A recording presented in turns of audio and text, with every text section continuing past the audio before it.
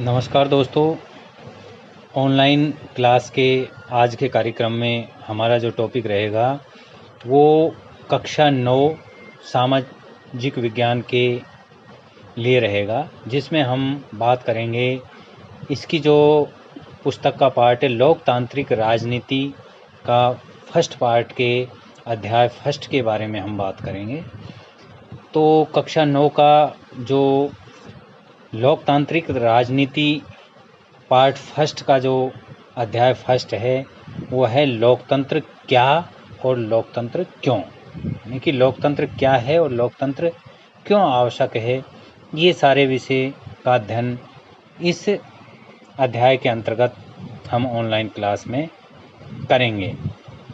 लेकिन इसमें जो आज का हमारा टॉपिक है वो बेसिक रूप में होगा, जो होगा कि लोकतंत्र का अर्थ एवं परिभाषा। हम स्टेप बाय स्टेप इस पूरे अध्याय का अध्ययन करेंगे।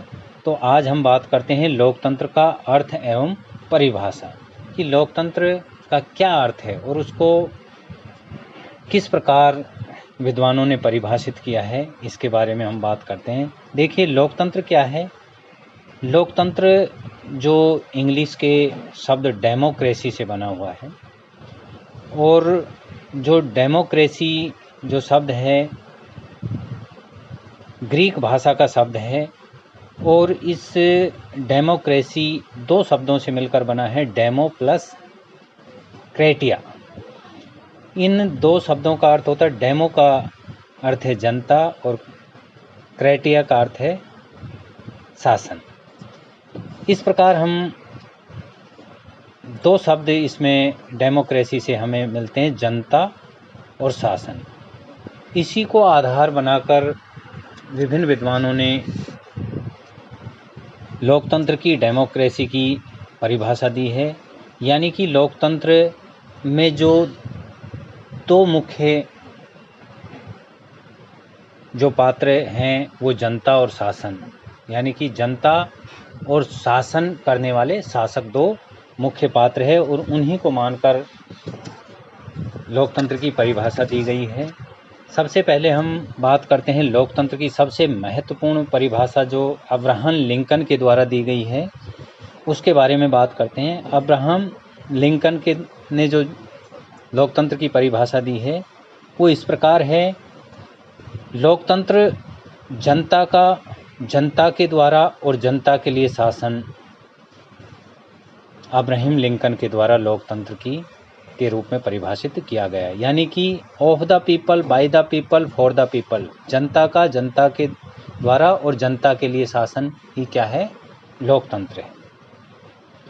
जो दूसरे विद्वान के बारे में बात करते हैं, शीले के बारे में, उन्होंने लोकतंत्र को इस प्रकार परिभाषित किया है, लोकतंत्र उस सरकार को कहते हैं जिसमें हर व्यक्ति भागीदार होता है।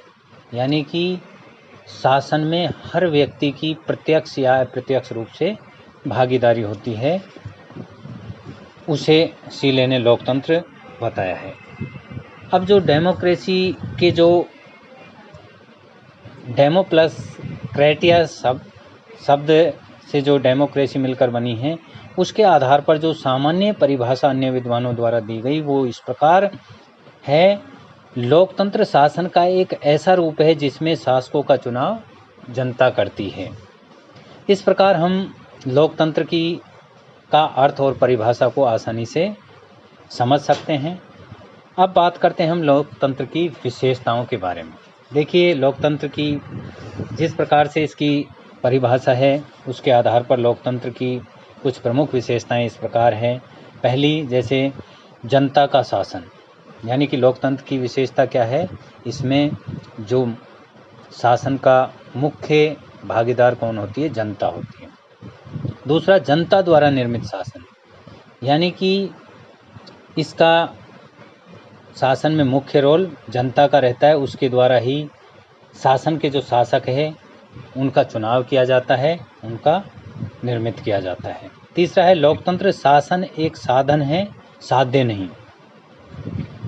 चौथा है, जनता के प्रति उत्तरदायी, जो निर्वाचित जो सरकार रहती है वो जनता के लिए उत्तरदायी होती है।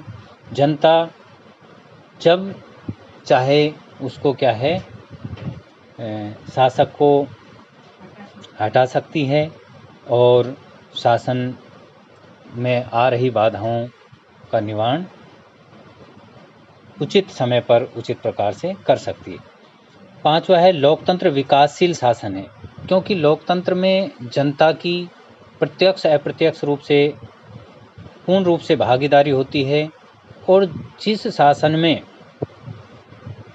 एक आधार जनता होती है वो शासन क्या होता है, विकास की राह पर अग्रसर होता है।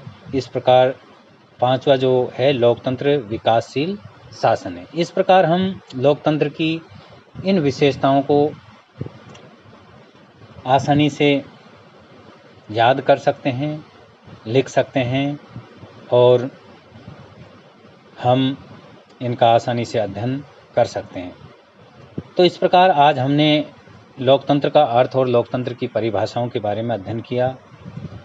आज के इस अध्ययन के जो महत्वपूर्ण प्रश्न हैं वो इस प्रकार हैं,